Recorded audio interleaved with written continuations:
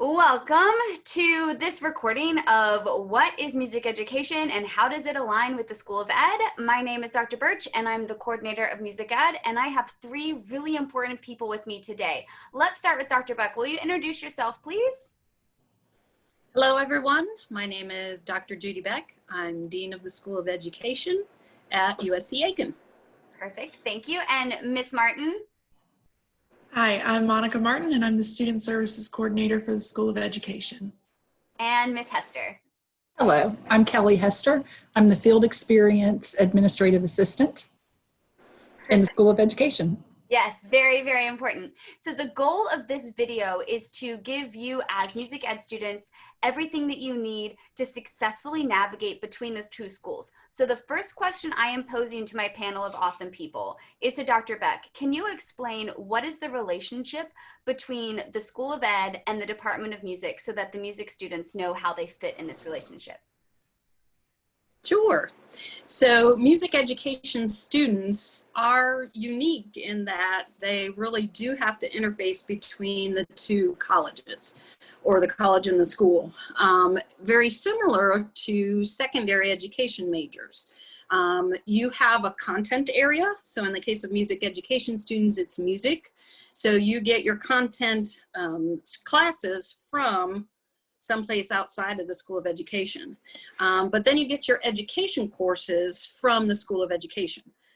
It's important for you to keep up with what's going on in the School of Education because that's where your teacher certification lies.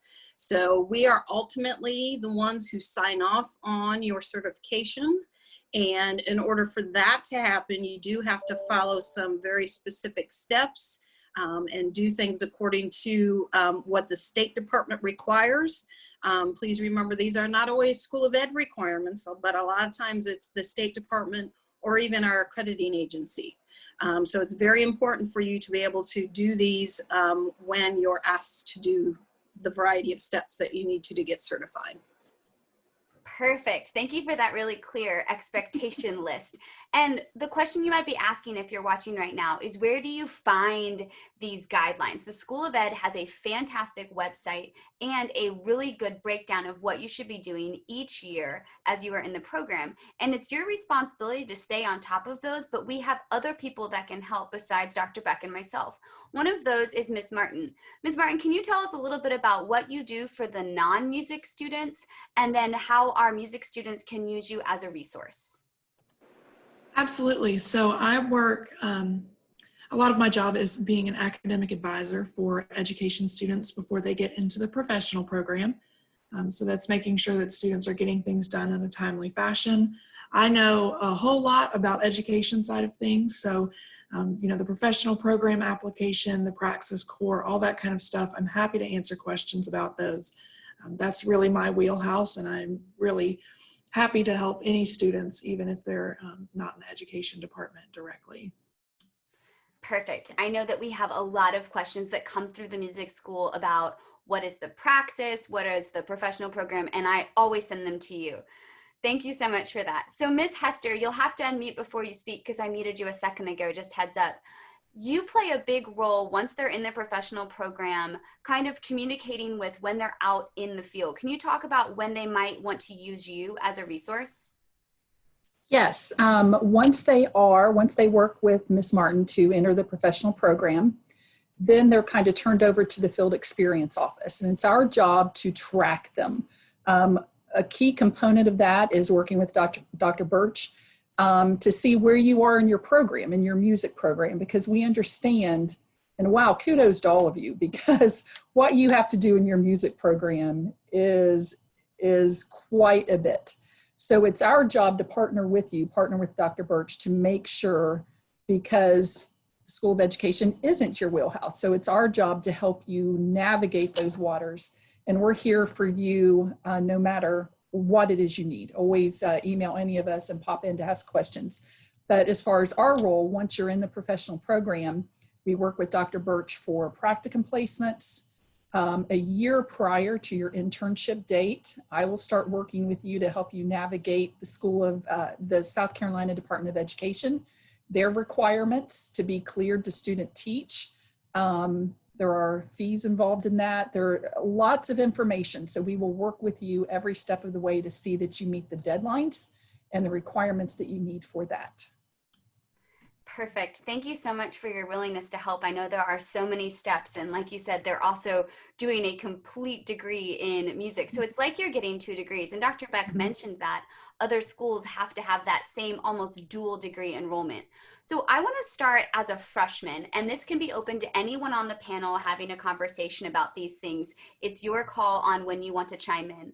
But you've said a few things, and I want to walk us through as freshmen. You enter USC Aiken, you decide you want to be a teacher. Your first year are those general education requirements. They're meeting with their music advisors.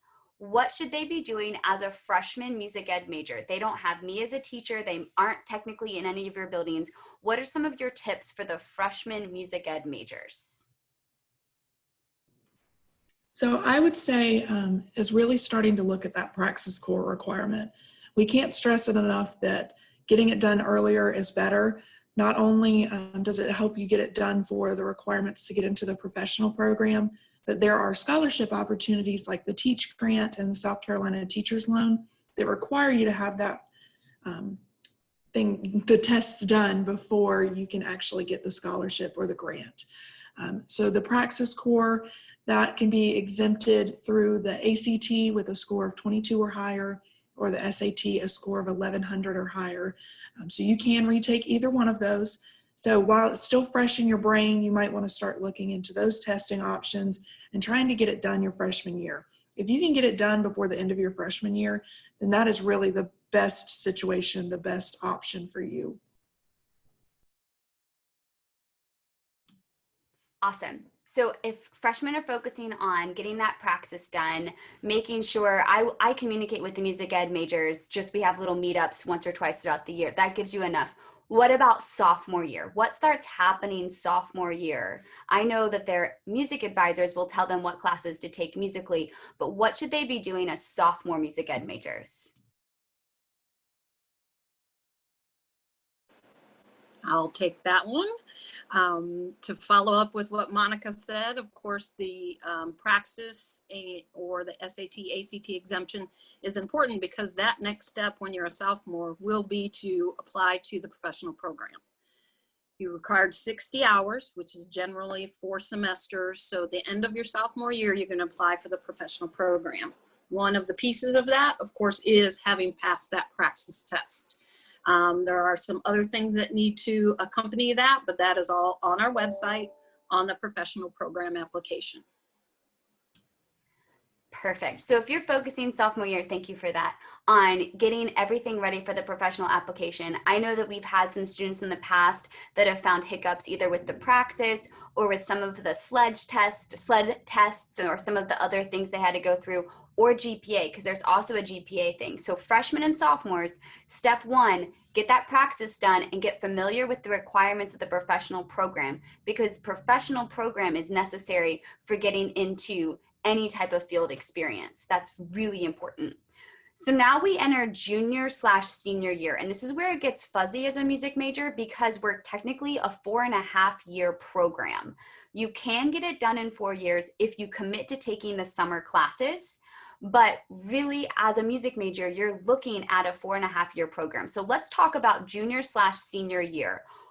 They're accepted into the professional program. They start taking my classes. That would be your topics in music ed, your first music ed class, then your elementary music class, and your secondary music class. What should they be doing on your end? On our end, that's where field experience, where we really start tracking you, working with Dr. Burch, because you said everyone can be different in that time frame as far as your coursework and things like that. So we try to get an understanding of what your path should be, and based on that path, when you will intern. So let's say you're going to intern in the fall of a specific year. So the fall of the previous year during advisement, we will reach out to Dr. Burch and say, okay, we've been tracking them that they will intern fall of the next year.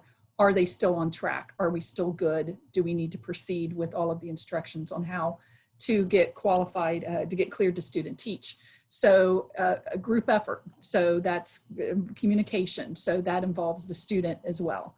So stay in communication. Once we know that you are on track and indeed need to do it, then we will start sending out information saying to go to the State Department and do A, B, C, D.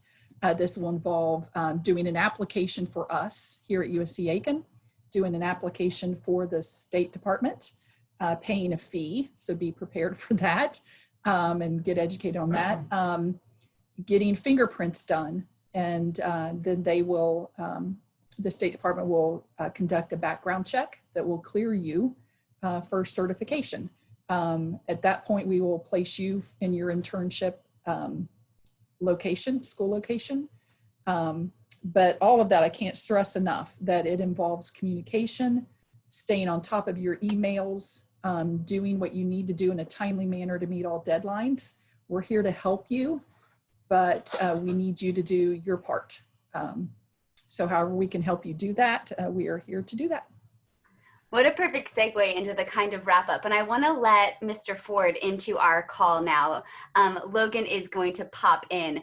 And what we'll do to wrap up the final couple minutes, my biggest suggestion to anyone who wants to major in music education is that it is the coolest job in the universe. I still love it every single day. I had a guys choir last night that I just couldn't fall asleep after rehearsal because it is the coolest job on the planet, and I'm in year 15. And so this is a great job, but it starts now learning those skills and traits that will make you an excellent teacher. And unfortunately, a lot of that has to be self-motivated. So you heard each person on our panel talking about how it's your responsibility to go talk to Miss Martin about the professional application, and your responsibility to communicate with myself and Miss Hester about how your field experience and your unique situation will look like. And so I think that's my biggest tip. Get ready now to work on your teacher self and your organizational self and how you're going to be the best version of yourself as a teacher. And yes, it starts with you doing the work. We'll help you the whole way, but be ready to be self-driven and motivated from day one as a freshman, and we'll make sure you succeed. Everyone else on the panel, what is your tip that you'd like to leave these music ed majors with? I'm going to jump in and say, ditto what you just said. I was just thinking that you really, when you're learning to become a teacher, you need to learn how to self-motivate. You know where you want to go, but you're not going to get there if you don't do what you need to do now. And so a lot of it, at times it feels like hoop jumping. Yes, but get used to it because there is a lot of hoop jumping in your adult life. And then the second part is, please do not automatically delete your emails from the School of Education. I know sometimes it doesn't seem like it applies to you, and it might not, but check to make sure it's not some really important stuff, because Kelly is really good about following up with, if you're interning a year from now, you need to get this done and so on. So if you just respond to those emails in a timely manner, you'll be right in place and not have any hiccups in terms of, finishing student teaching and getting certified. I'll jump in. My tip would be kind of to reiterate what I said before, don't procrastinate.